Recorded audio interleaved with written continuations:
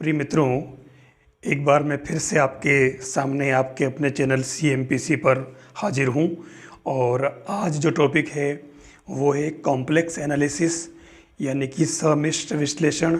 ये पूरा का पूरा पार्ट जो है वो MSc वाला है कॉम्प्लेक्स एनालिसिस का। और आपको बताना चाहूँगा मैं कि इसमें से 5 क्वेश्चन इसके बिल्कुल फिक्स है। और वो 5 क्वेश्चन किस तरीके के आते हैं वो मैं एक बार आपके सामने रखना चाहूँगा। लेकिन आज का वीडियो क्योंकि आपके लिए बहुत ही इम्पोर्टेंस रखता है ये, और ये वीडियो अगर आपको अच्छा लगे तो आप इसको लाइक ज़रूर करें और अपने साथियों को भी शेयर करें, सभी को इसका फ़ायदा मिले। और CMPC यूट्यूब चैनल को सब्सक्राइब जरूर करें। साथ ही टेलीग्राम चैनल जो है CMPC नाम से, आप उसको भी ज्वाइन करें। आज का कंटेंट बहुत इम्पोर्टेंट है और मैं आपको बताना चाहूँगा कि ये कंटेंट इतना ईजी है कि आप बिल्कुल सिंपल वे में इसके क्वेश्चन सही कर सकते हैं। बस शुरुआती दौर में आपको क्या क्या चीज़ें ध्यान में रखनी है मैं वो आपको पहले इसके अंदर बताना चाहूँगा। तो इसका कंटेंट शुरू करने से पहले मैं आपको बताना चाहूँगा कि इसके अंदर कौन कौन से क्वेश्चन इसके बनते हैं। RPSC इसने किस तरह के क्वेश्चन पूछे हैं जो मैं पहले आपको बताना चाहूँगा। देखिए, ये RPSC का लेक्चर का पेपर है। MSc मैथमेटिक्स के जो पार्ट्स है उसके अंदर से लिया है और ये जो फर्स्ट पीरियड का एग्जाम होता है उसका है। देखिए, चौथा क्वेश्चन दे रखा है, the function fz equal to mod of z whole square is, यानी everywhere analytic, nowhere analytic और analytic only at z equal to 0, analytic only at z equal to 1 plus iota. ये इसके हिंदी में दे रखे हैं, मतलब विश्लेषिक कहते हैं इसको, विश्लेषिक फलन। ऐसे ही 5वां क्वेश्चन दे रखा, देखो fz दे रखा uxy प्लस आयोटा vxy। अभी मैं इन सब टर्म्स को भी एक्सप्लेन करूंगा, इसलिए आप इनको देख रहे हैं कि इसमें कौन कौन सी टर्म काम में ये। Be an analytic function such that uxy equal to e power x cos y, then vxy is equal to, मतलब uxy दे रखा है, ये वाला दे रखा है, और आयोटा वाला यानी काल्पनिक भाग जो अपने को ज्ञात करना है। फिर छठा क्वेश्चन जो दे रखा है, देखो आप, इसने निम्न फलनों में से कौन एक फलन अपने प्रांत के किसी भी बिंदु पर अवकलनीय नहीं है। fz equal to ez, gz equal to z bar और hz साइन z और phi z equal to z square upon 1 minus z। तो ये इस तरीके से इसका क्वेश्चन पूछा है। फिर अगला है,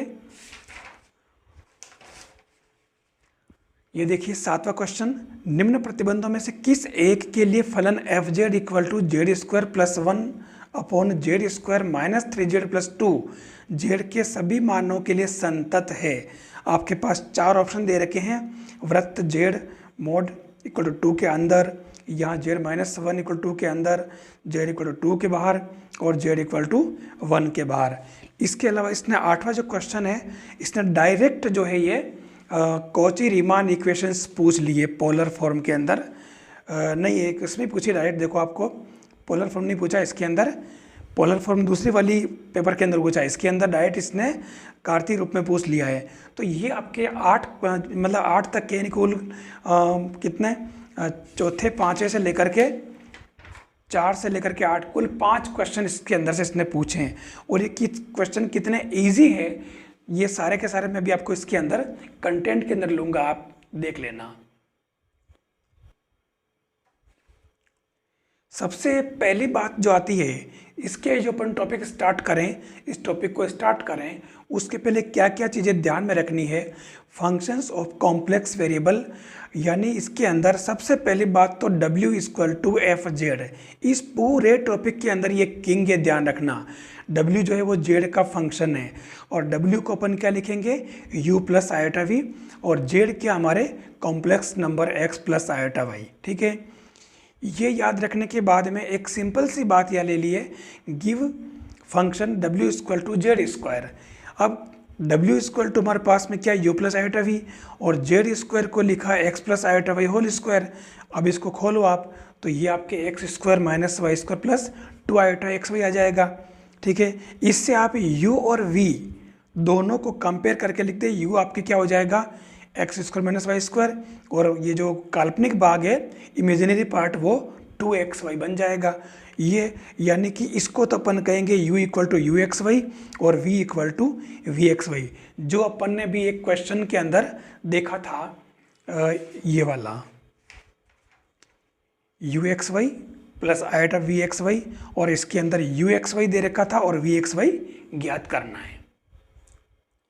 फिर मैं डायरेक्ट कॉम्प्लेक्स डिफरेंशिएशन जो आपका डायरेक्ट टॉपिक दे रखा है वो टॉपिक ले रहा हूँ कि इस तरीके से कॉम्प्लेक्स जो फंक्शन होते हैं w equal to f z, जिसको अपन ने w equal to u plus iota v और z को x प्लस आयोटा वाई लिखा, और इसके अंदर u equal to u x y और v equal to v x y होता अपने को पता है। तो कॉची रीमान इक्वेशन हमारे पास में आती है ये। अब इसको ठीक से देखना, आप पहले इसको देखें आप, u del u upon del x del v upon del y, और इसके अंदर भी जैसे ऊपर u v था और यहाँ पर भी u v है, मतलब u का x के रेस्पेक्ट, v का y के रेस्पेक्ट, या फिर u और v है। अब की बार क्या किया, इन दोनों को रिवर्स कर दिया, x और y को रिवर्स कर दिया, ठीक है, और फिर यहाँ साइन चेंज कर दिया। यानी ये दो पार्ट जो है आपके किसके, कॉची रीमान इक्वेशन के, जहाँ जहाँ ये कॉची रीमान इक्वेशन सेटिस्फाई होती है, यानी ये दोनों शर्तें अगर सेटिस्फाई होती है, मतलब आपके वो जो कॉम्प्लेक्स फंक्शन है वो क्या होगा, डिफरेंशिएबल होगा। और यही आपके डेरिवेटिव एफ डेज जेड की आवश्यक शर्त है। आपको इस चैप्टर के अंदर del u upon del x equal to del v upon del y और del u upon del y equal to minus del v upon del x, इसको याद रखना होगा।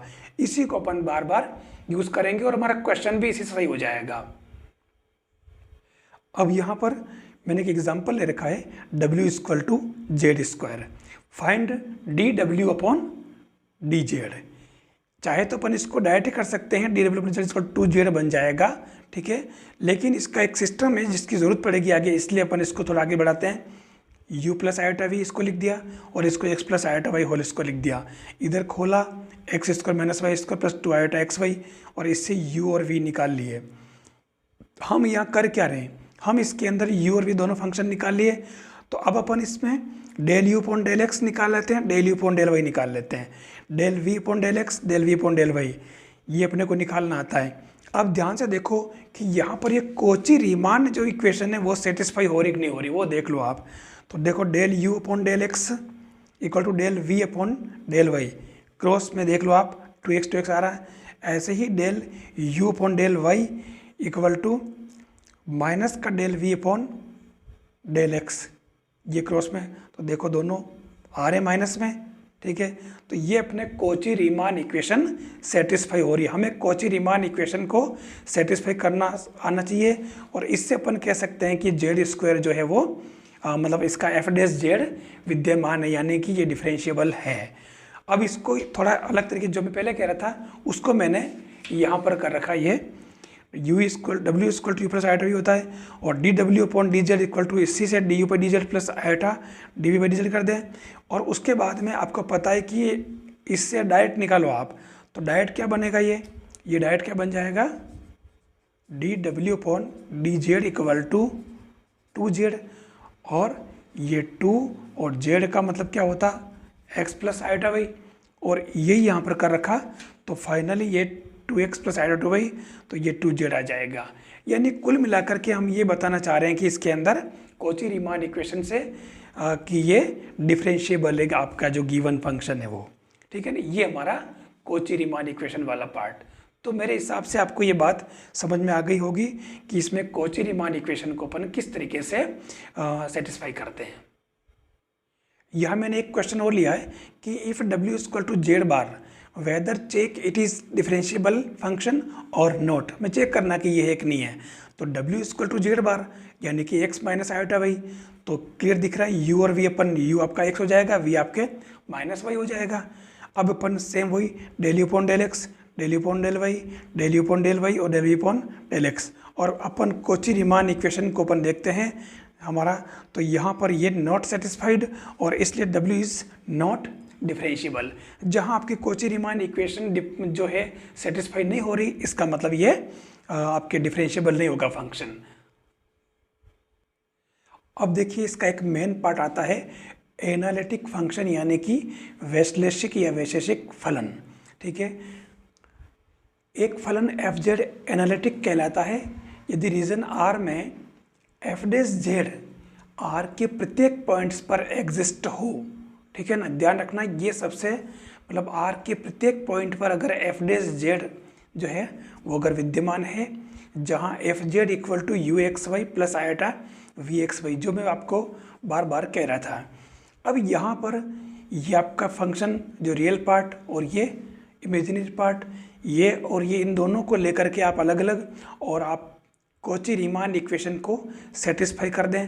अगर ये कॉची रीमान इक्वेशन अगर सेटिस्फाई हो रही है तो आपका गिवन फंक्शन जो है वो जो एनालिटिक फंक्शन होगा, ये वाली बात यहाँ तक हो जाएगी। यानी कि एफ जेड के एनालिटिक होने की जो पर्याप्त और सफिशिएंट शर्त क्या है, u x equal to v y और u y equal to minus v x. ये आपको इसके अंदर ध्यान रखना होगा। मेन जो है बस खाली एनालिटिक फंक्शन की ये कंडीशन है। हमारे इसके अंदर जो क्वेश्चन कैसे बनते हैं वो क्वेश्चन भी मैं अभी लूँगा, बस एनालिटिक फंक्शन की बात आप ये ध्यान रख लें। तो देखिए ये कॉची रीमान इक्वेशन का पोलर फॉर्म है जो आपके सिलेबस में दे रखा है, del u upon del r equal to 1 upon r del v upon del theta and 1 upon r del u upon del theta equal to minus del v upon del r. ये आपके Cauchy Riemann equation का polar form है, जहाँ अपन जानते हैं कि r square equal to x square plus Y square, x equal to are cos theta, Y equal to are sine theta, और derivative of W equal to f Z होता है। उसको अगर पोलर फॉर्म में लिखेंगे तो डी डब्ल्यू upon d z equal to del डब्ल्यू upon del R E power minus iota theta, ठीक है। और डी डब्ल्यू upon d Z, del Z क्या होगा, डेल डब्ल्यू upon del are upon del x plus del डब्ल्यू upon del theta upon del x. हमें खास तौर से पोलर फॉर्म जो हमारे काम की है वो आपको याद रखनी है। अब आपको बताऊंगा, देखो पेपर के अंदर कि ये प्रमेय, ये जो पूरी की पूरी कहाँ पूछी है, ये आपके जो आरपीसी का पेपर है और इसके अंदर सीधा सीधा एक क्वेश्चन पूछा है, ध्रुवीय रूप में यानी कि पोलर फॉर्म में कॉची रीमान समीकरण कौन सी है। तो अभी अभी अपन ने देखा है, ये देख लीजिए आप, del u upon del r 1 upon r del v upon del theta and 1 upon r del u upon del theta minus का del u upon del r, ये इसका आंसर है। तो ये आपका ध्रुवीय रूप का क्वेश्चन पूछा है सीधा सीधा, इसलिए अपने को इसको याद रखना है ताकि हमारा क्वेश्चन सही हो जाए। ये एक दूसरा पेपर है जिसके अंदर 8वें क्वेश्चन को देख लीजिए आप। यहाँ पर कॉची रीमान इक्वेशन का कार्टेशियन फॉर्म पूछा है, कोई विशेष बात नहीं है। तो ये अपन जानते हैं, ये थर्ड वाला ऑप्शन इसके अंदर करेक्ट है और मैं आपको भी बता चुका हूँ। यानी कुल मिलाकर के पोलर फॉर्म और कार्टेशियन फॉर्म को तो आपको याद रख के जाना ही है ताकि आपका क्वेश्चन बिल्कुल सही हो जाए। देखिए जो मेन पार्ट है इसके अंदर वो मैं पहले ले रहा हूँ ताकि इसके क्वेश्चन में आपको दिक्कत नहीं आए। अगर आपके पास फैमिलीज ऑफ कर्व है, यानी 2 कर्व्स दे रखे हैं, ठीक है, 2 curves u equal to x y equal to C1 और v x y equal to C2, ये कांस्टेंट कर्व है। अगर ऑर्थोगोनल होंगे ये कर्व तो ऑर्थोगोनल के लिए शर्त क्या होगी, del u upon del x del v upon del x plus del u upon del v upon del y equal to 0। ध्यान रखना यू वी और एक्स वाई है, मतलब आगे पीछे नहीं है, ऊपर यू वी है लेकिन नीचे एक्स और वाई है और इक्वल टू 0।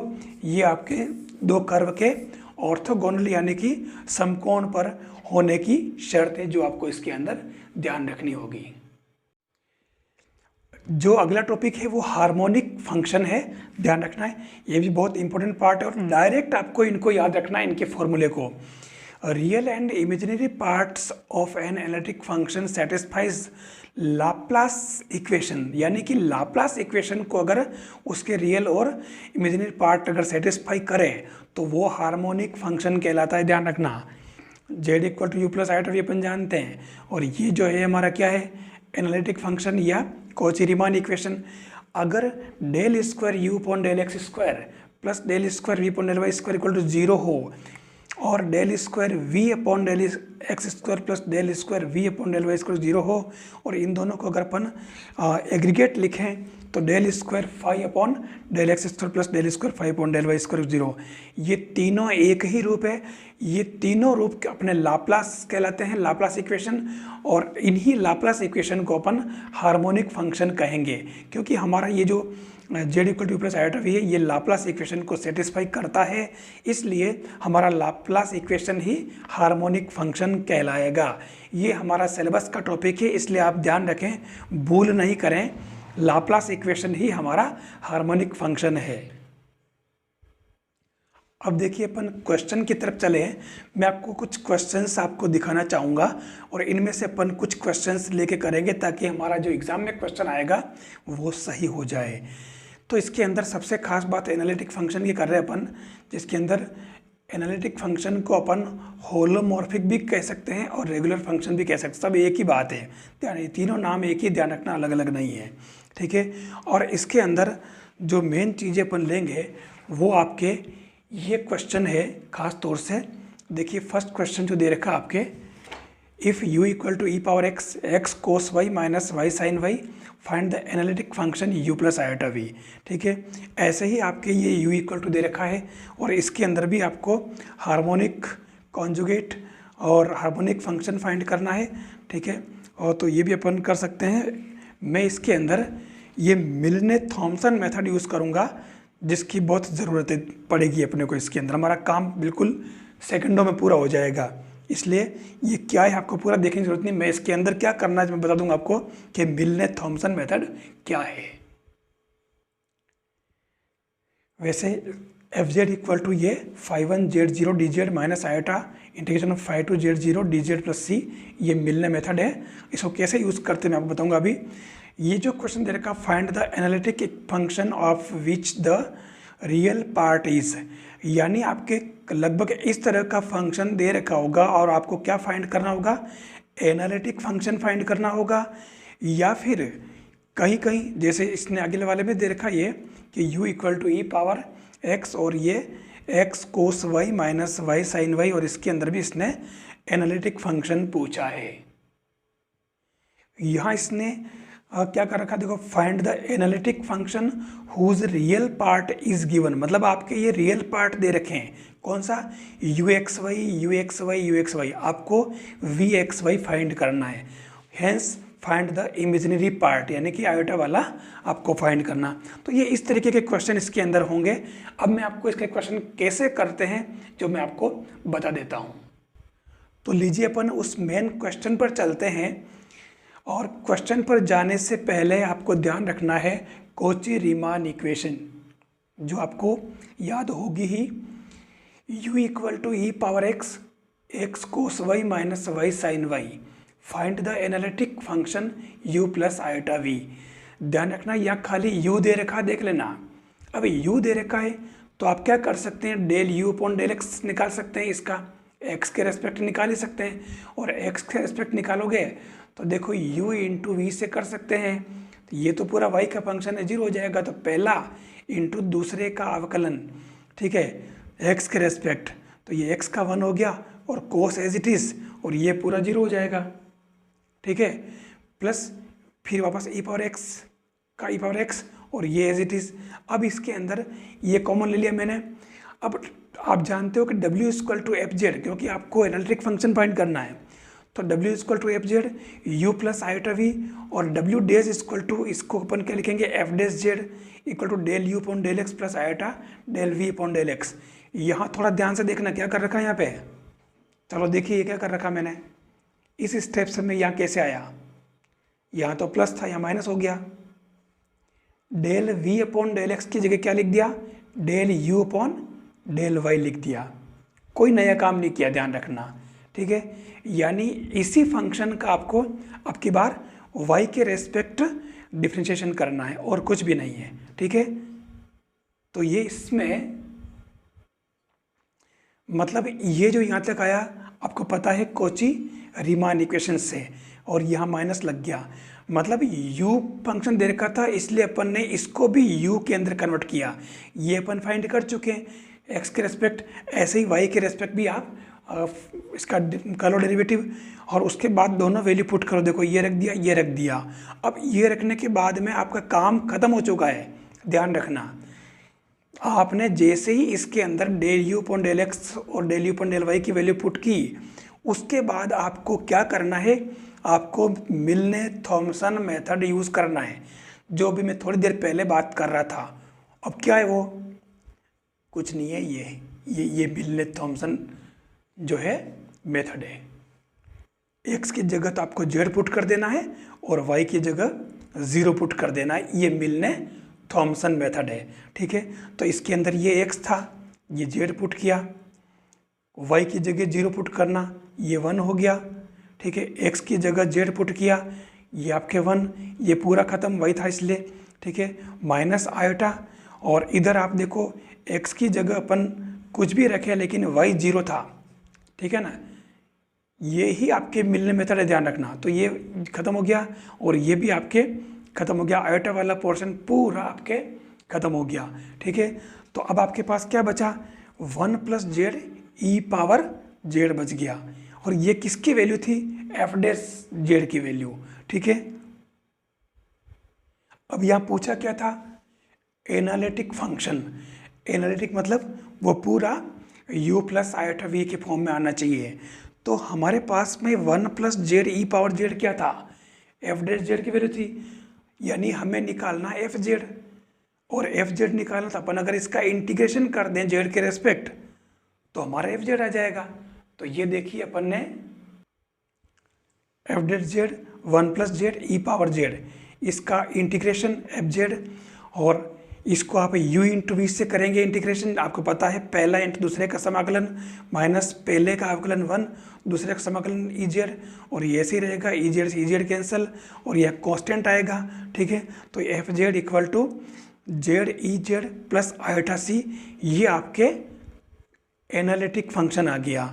ठीक है, आप इसको u और v में बदल करके और इसको वापस आप अलग अलग पार्ट भी इसके कर सकते हो। कैसे करोगे अलग अलग पार्ट, अलग अलग पार्ट करने के लिए आपको इसको z equal to x plus iota y put करना पड़ेगा। तो ये देख लो क्या बन जाएगा, x प्लस आयोटा वाई और e power z equal to x plus iota y plus iota c. ध्यान से देख लेना इसको।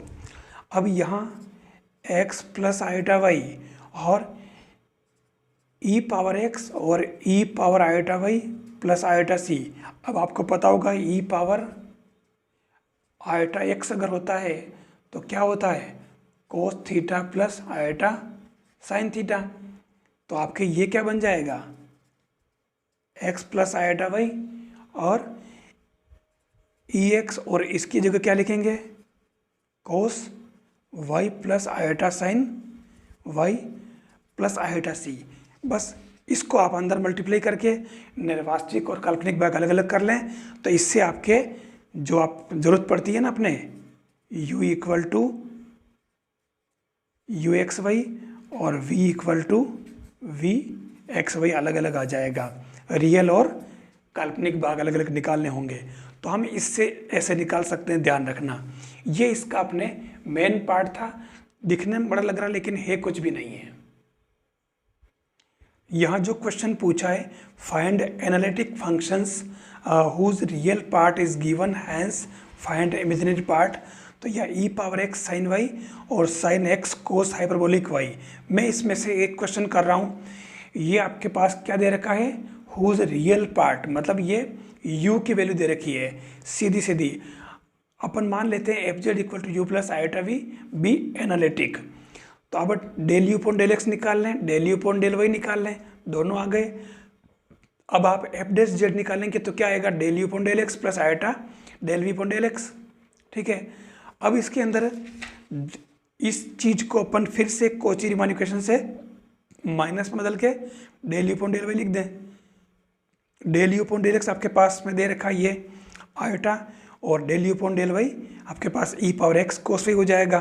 ठीक है, अब ये क्या किया, put x equal to z y equal to 0, it means Milne's Thomson method. ठीक है, तो उस केस में आपके इसके अंदर वाई 0 किया तो ये पूरा पद खत्म, यहाँ वाई 0 किया। ठीक है, तो ये minus iota e power Z बचेगा खाली। ठीक है ना, तो ये आपके एफ डैश जेड क्या आया, माइनस आयोटा ई जेड आ गया है। ठीक है, अब आप इसको वापस क्या करोगे, हमें एनालिटिक फंक्शन निकालना, तो क्या करेंगे, इसका समाकलन कर देंगे। तो ये देखिए f z equal to f dash z से एफ जेड निकाला माइनस आयोटा, क्योंकि इसका समाकलन ई जेड ही होता है। फिर जेड को क्या लिखा, ई एक्स प्लस आयोटा वाई, और एक्स प्लस आयोटा वाई को वापस ये ई एक्स अलग कर दिया, ने ई पावर आयोटा वाई लिखा, तो आयोटा वाई को क्या लिख दिया, cos y plus iota sine y, इसको अंदर गुणा किया तो ये e x sine y minus iota e power x cos y plus c, और इससे आपके ये आयोटा वाला पोर्शन अलग और ये सी माइनस ई पावर एक्स साइन वाई, ये आपके क्या हो जाएगा, वी, जो आपका इमेजिनरी पार्ट वी वाला। तो इस तरीके से आप यू और वी अलग अलग करके और आप इमेजिनरी पार्ट भी निकाल सकते हो। अगर कोई सा भी एक पार्ट दे रखा है तो उससे आप दूसरा आराम से निकाल सकते हो। इस क्वेश्चन में देखिए आप कि the analytic function whose real part is e power x cos y, मतलब ये कौन सा है, रियल पार्ट मतलब u की वैल्यू दे रखी है, ठीक है, या e power x cos y है और यहाँ e power x sine y दे रखा था। तो कोई दिक्कत नहीं, जिस तरीके से अपन ने ये इमेजिनरी पार्ट निकाला v equal to c minus e x cos y, same ऐसे ही यहाँ पर ये ई जेड में पूछा, कोई दिक्कत नहीं है, तो ये ई जेड प्लस सी आई निकल जाएगा, जैसे अपने इसके अंदर आया था ये देखिए ये minus iota e power Z इस फॉर्म में आ रहा है, ठीक है। तो इससे आप आराम से इसको भी निकाल सकते हो, चाहे कोई सा भी क्वेश्चन आए। आपको ये जो कंटेंट अभी तक मैंने दिया है, आपको कैसा लग रहा है? वास्तव में जो एनालिटिक फंक्शन का जो पार्ट जितना होना चाहिए और आपको समझ में आना चाहिए, वो चीज़ें आपको समझ में आ रही है नहीं, ये आप मुझे ज़रूर कमेंट बॉक्स में बताएं। अब इसके अंदर मैंने कुछ एक्सरसाइज के लिए आपके लिए कुछ क्वेश्चंस दिए हैं, आप ये क्वेश्चन नंबर देख लें। अगर आपको ठीक लगे तो प्रैक्टिस के लिए आप इन क्वेश्चंस को कर सकते हैं। इसमें एनालिटिक फंक्शन के और सारे जो पार्ट्स मैंने अभी लिए हैं वो सब इसके अंदर दे रखे हैं, तो आप इसको कर सकते हैं। आज का वीडियो अगर आपको अच्छा लगा हो तो आप इसको लाइक ज़रूर करें और अपने साथियों को भी शेयर करें। साथ ही CMPC यूट्यूब चैनल को सब्सक्राइब जरूर करें, और जो CMPC नाम से टेलीग्राम चैनल है आप उसको भी ज्वाइन करें, ताकि जो भी अपडेट्स हो आपको सब लगातार मिलते रहें और हमारी जो भी डिस्कस हो उस पर अपन आसानी से कर सकें और एक दूसरे से अपनी बात को शेयर कर सकें।